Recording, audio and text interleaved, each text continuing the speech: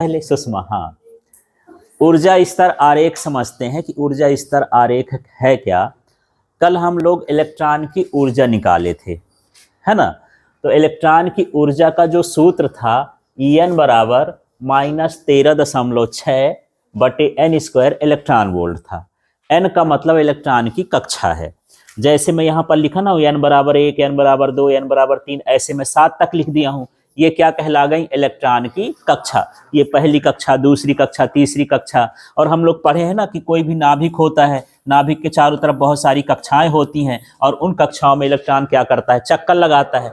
तो पहली कक्षा में उसकी ऊर्जा कुछ अलग होगी, दूसरी में कुछ अलग होगी, तीसरी में कुछ अलग होगी। तो इसके ऊर्जा को क्रम को बताता है। तो हम इसी को क्या बोलते हैं? ऊर्जा स्तर आरेख।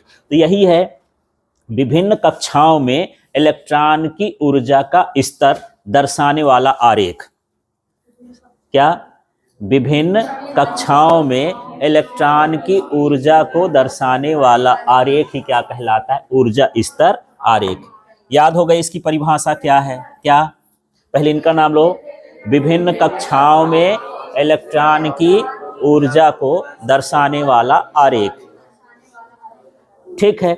अब हमको इनमें ऊर्जा बताना है कि पहली कक्षा में कितनी ऊर्जा होगी। तो आप देखोगे इस सूत्र में n का मान क्या लेना है? 1। तो यहां n बराबर 1 रखेंगे। 1 का स्क्वायर, हाँ, 1 का स्क्वायर कर देंगे तो कितना होगा? 1 ही होगा। और इसका भाग करो, कितना आएगा? -13.6। तो जो पहले कक्षा की जो ऊर्जा होती है वो कितनी होती है? -13.6 इलेक्ट्रॉन वोल्ट। ऊपर ये भी लिखा है, माने सबके साथ क्या है? Electron volt. समझ में आ गया? ठीक। अब मान लो इलेक्ट्रॉन पहली कक्षा से दूसरी कक्षा में चला गया, तब दूसरी कक्षा में ऊर्जा कितनी होगी? आपको याद नहीं करना है, बस इस फार्मूले को याद करना है। इस फार्मूले से आप निकाल सकते हो। तो देखो n का मान कितना है? 2। यहां पर क्या रखोगे? 2। तो 2 का वर्ग कितना होता है? 4। 4 का भाग करो यार, तो 4 तिहाई 12। तो 13 में 12 बच गया तो कितना बचा? 1। और 4 चौको 16। तो कितना आया? 3.4। तो -3.4। तो जब इलेक्ट्रॉन दूसरी कक्षा में जाएगा तो उसकी ऊर्जा कितनी हो जाएगी? -3.4 इलेक्ट्रॉन वोल्ट। और इसकी ऊर्जा हम इसी से निकालेंगे। दूसरी आएगा तो n का मान 2 रख देंगे। तो इसी तरह से 3 का बताओ। अब 3 का क्या होगा? 9। 9 का भाग करो तो एक बार जाएगा ना पहले। तो 13 में से 9 गया तो कितना बचा? 4। 9 पन्ना 45 और फिर 1 बचा। तो ये हो जाएगा माइनस, पहले एक बार गया, फिर 5 बार गया, फिर 1 बार गया। 1.51 इलेक्ट्रॉन वोल्ट जब दूसरी कक्षा में जाएगा तो उसकी ऊर्जा कितनी हो जाएगी? -1.5 इलेक्ट्रॉन वोल्ट। ठीक है, क्लियर हो गया? हाँ। अब इसके बाद यहाँ पर अब ये किसको कहाँ भेजना है? चौथी कक्षा में। फिर से ऐसे लगाओ तो ये 16 हुआ। 16 का पहाड़ा पढ़ो कि ये 136 के आसपास आ जाए। तो 16 अट्ठे 128, है ना। अब 136 में 128 घटाओगे तो कितना? 8 आया। तो 16 पंचे 80, माने आ गया -0.85 इलेक्ट्रॉन वोल्ट। तो जब चौथी कक्षा में जाएगा तो इलेक्ट्रॉन की ऊर्जा कितनी हो जाएगी? -0.85। ठीक है।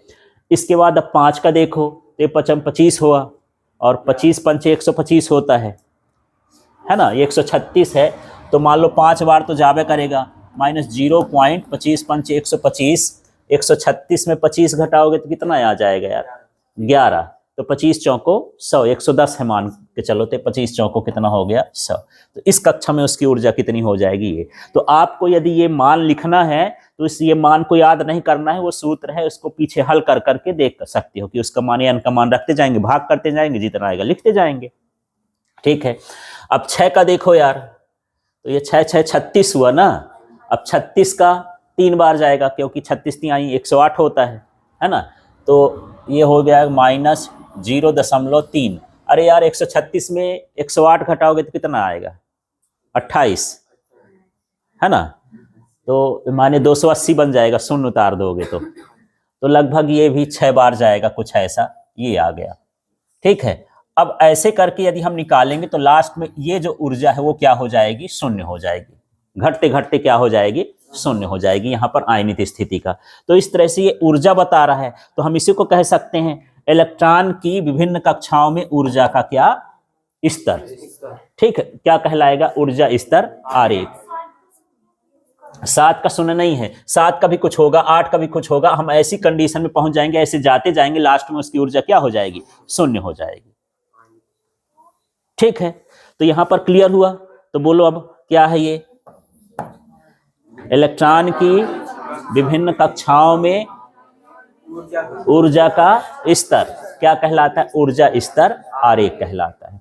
ठीक है, अब जैसे जो बोर है वो सारा कुछ हाइड्रोजन परमाणु के लिए किया है, किसके लिए, हाइड्रोजन परमाणु। और हाइड्रोजन का जो इलेक्ट्रॉन होता है वो पहली कक्षा में रहता है, एक है तो इलेक्ट्रॉन है तो पहले कहाँ रहेगा, पहली कक्षा में। तो इस अवस्था को मूल अवस्था कहते हैं। तो यहाँ पर समझना, मूल अवस्था में इलेक्ट्रॉन की ऊर्जा का मान कितना होता है, -13.6 इलेक्ट्रॉन वोल्ट। ये कभी कभी खाली स्थान में भरने के लिए आ जाता है कि इलेक्ट्रॉन की मूल अवस्था में ऊर्जा का मान खाली स्थान होता है, तो चिन्ह कभी कभी ध्यान नहीं देते, लिख दिए 13.6 इलेक्ट्रॉन वोल्ट, गलत हो जाएगा, चिन्ह सहित लिखना है -13.6 इलेक्ट्रॉन वोल्ट। तो यहाँ पर देखना, इलेक्ट्रॉन की जो निम्नतम ऊर्जा का मान होता है, सबसे कम ऊर्जा का मान, ठीक है, वो किस कक्षा में होता है, पहली कक्षा में, और उसका मान होता है -13.6, और इस कक्षा को क्या कहते हैं, मूल अवस्था। क्लियर हो गया। तो यहां जैसे हम पॉइंट वाइज लिखते हैं ना कि 4-5 पॉइंट लिखेंगे, तो उसमें पहला पॉइंट क्या हो जाएगा कि इलेक्ट्रॉन पहली कक्षा में रहता है, इसकी ऊर्जा इस कक्षा में न्यूनतम होती है, इसे मूल अवस्था कहा जाता है।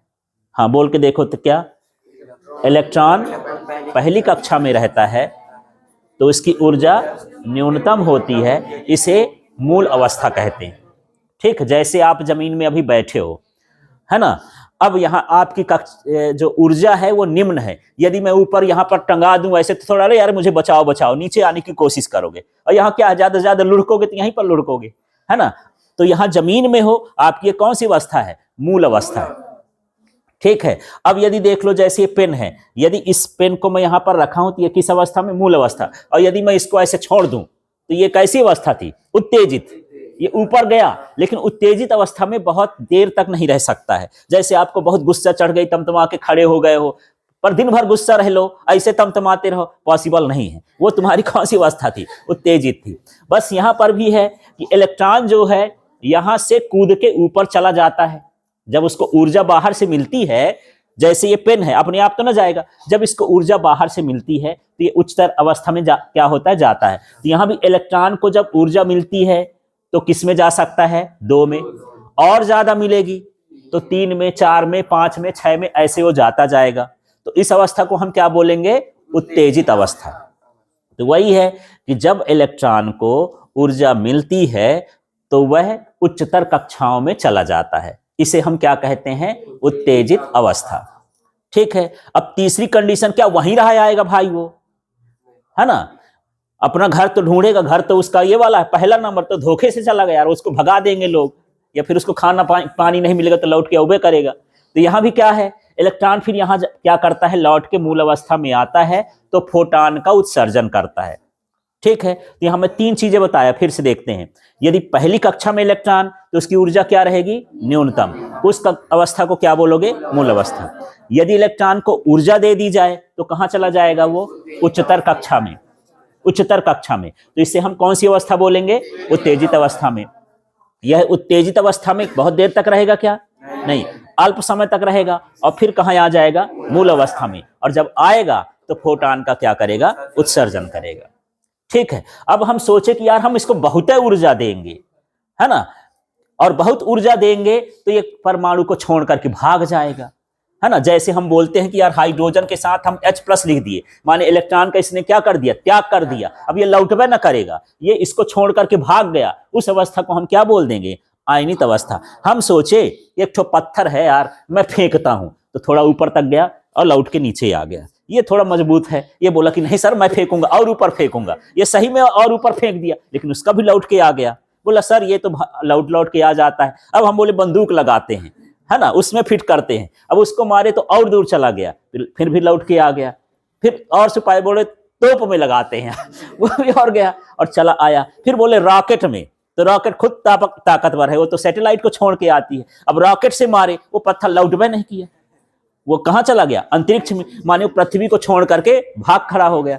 ऐसे ही यहां पर इसको जब बहुत ऊर्जा मिल जाती है तो ये परमाणु को छोड़ करके क्या होता है? भाग जाता है। तब उसकी अवस्था क्या कहलाती है? आयनित। वो लौट करके नहीं आता है। और जो आयनित अवस्था का मान होता है वो 13.6 इलेक्ट्रॉन वोल्ट होता है। अब परीक्षा में दो तरह से प्रश्न पूछता है, समझना। इलेक्ट्रॉन की मूल अवस्था की ऊर्जा का मान क्या है? -13.6। फिर पूछ दिया इलेक्ट्रॉन की आयनीकरण ऊर्जा 13.6 इलेक्ट्रॉन वोल्ट, वो भी है, लेकिन वो किस में है? प्लस में। और ये किस में है? माइनस में। और इसी में कंफ्यूजन होता है, कभी आयनीकरण अवस्था पूछता है और कभी पूछ देता है मूल अवस्था, और दोनों का मान सेम सेम है 13.6 इलेक्ट्रॉन वोल्ट। तो उसको प्लस में लिखेंगे तो आयनीकरण हो जाएगा और माइनस में लिखेंगे तो क्या हो जाएगा? मूल अवस्था। तो इसको यदि आता तो नहीं है, पर यदि आ भी गया तो आपको ये सूत्र याद रखना है बस, और ये 6-7 ठो लाइन बना देना है। अब ये लाइन भी देखो, गैप इसका कहीं कम है कहीं ज्यादा है, ये अंतर के हिसाब से देखो। ये 13.6 है, ये 3 कितने अंक का अंतर है? 10। ज्यादा अंतर है तो ज्यादा है, गैप है। इसमें कितने का अंतर है? दशमलव छोड़ दो तो लगभग 2 का। कम का अंतर है तो यहां भी कम गैप कर दिए हैं, ठीक है। यहां देखो ये आधा का भी आधा है, कम और कम है तो और कम हो गया। ऐसे जैसे जैसे ऊपर जाते जाते ऊर्जा का अंतर क्या हो गया? कम। इसलिए हम इसको कम कम करते जाते हैं। इसमें ज्यादा अंतर था तो ज्यादा कर दिए, ठीक है। तो जब आप चित्र बनाओगे तो ऐसा नहीं सर गड़बड़ बना दिए, मैं बराबर बराबर बना देता हूं, तो गड़बड़ हो जाएगा आपका। बराबर नहीं बनाना है। ऊर्जा का स्तर का अंतर क्या होता जाता है? कम होता जाता है।